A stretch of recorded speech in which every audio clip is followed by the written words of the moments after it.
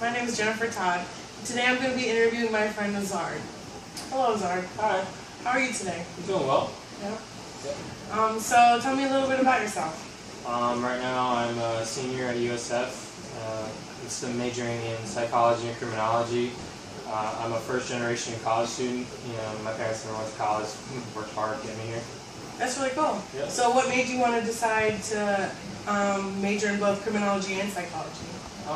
I was having a hard time picking what I really wanted to do in life, so I just kind of picked a few majors that interested me. So those seem to be the two that you're most drawn to? Yeah. That's really cool. Yeah. So what do you like to do for fun? For fun, just like any regular dude, I love sports, MMA, football.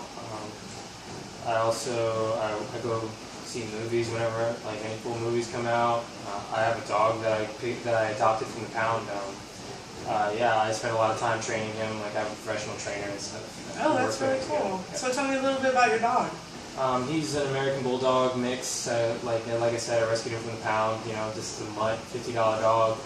Saved him. From getting killed from the Falkenberg kill shelter. Okay, that's really cool. Yeah. So what's his name? His name's Zeus. Oh. My last dog was Apollo, and I didn't really get to keep him. So I just walked through the pound. I found him. His name was already chosen, Zeus, and I felt like this is the one for me. So he was already named Zeus. Yep. So other than his name, because that's a pretty cool name, what else made you want to adopt him? I really wanted a pit bull looking dog. I wanted a tough, muscular dog. He was one of the biggest dogs there at the pound. And on top of that, when you're adopting a dog from the pound, they definitely have really bad histories usually that you don't know about. Yeah. Very limited knowledge of their history. But he was a people person, from the get-go, jumping up, not shying away or scared of people at all. That's really cool. So it sounds like you really wanted a big dog, and he was exactly that. Yep.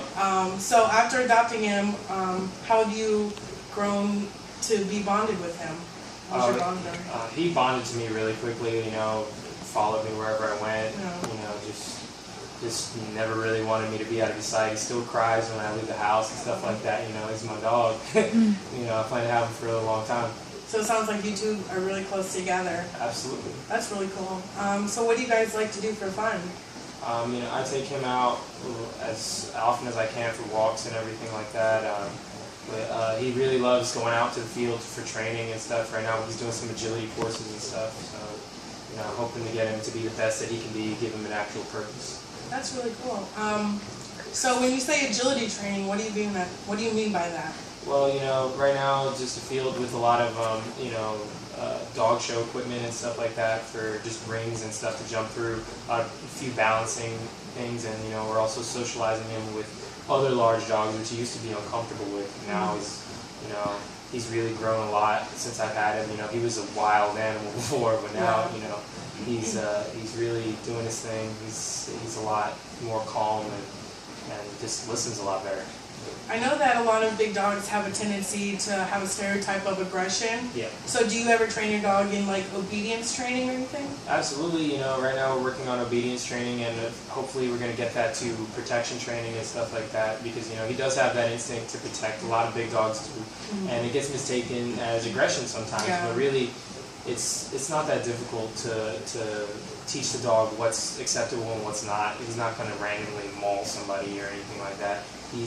He's got all of his socialization, education, and just, he socializes with dogs and people, and that's what you need if you don't want a dog to be violent.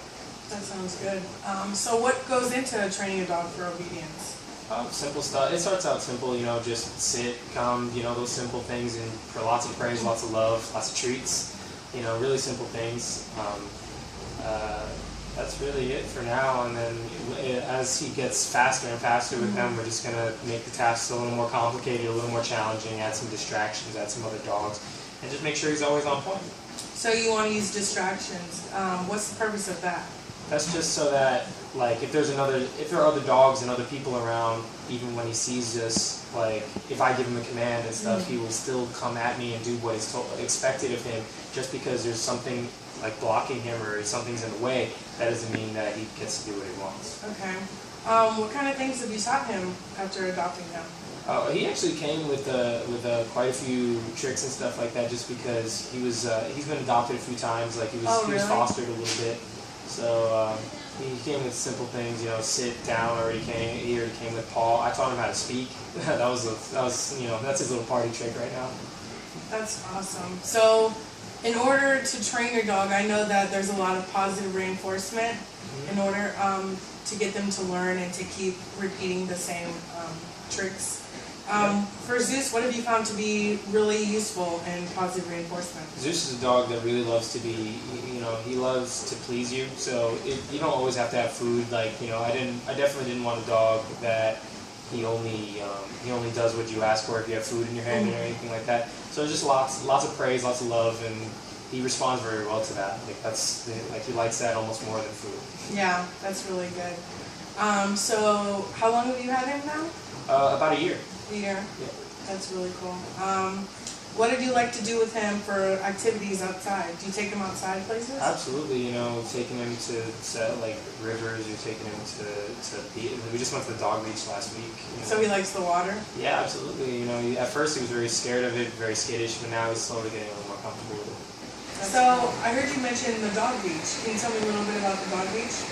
Yeah, it's really simple. You just take the dog there, especially, you don't really take aggressive dogs there. You take dogs that are okay around being other animals and other people. And just take them there, let them loose and just have some fun. Run up and down the beach, drink some water, run in the water, just chase normal dog stuff. Sounds like you really have fun at the dog beach. Absolutely. We lay out and they have a lot of hyper exercise and go at it. Where is this dog beach located at? That was Fort DeSoto Beach. Oh, okay. And so can you go in the water with the animals? Absolutely. What kind of dogs did you see there? We saw plenty of mutts and stuff like that. We saw some, mostly small dogs, French bulldogs and, your normal dogs like your Labradors and stuff like that. A lot of times you do see some more interesting dogs from different parts of the world that you're just not used to seeing, like, obviously like something exotic, like, you see some Bernese Mountain Dogs, you see some Weimaraners, you see some, I'm kind of blanking on that last one.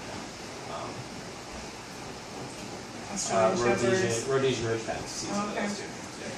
So you just mentioned a lot of different types of dogs. What would you say your favorite ones are? My favorite, I love the Other big. than your mutt. I love my mutts and stuff like that, but pit bulls and stuff. Those really muscular dogs that I like training dogs that usually get a really bad rap, like pit bulls and stuff like that.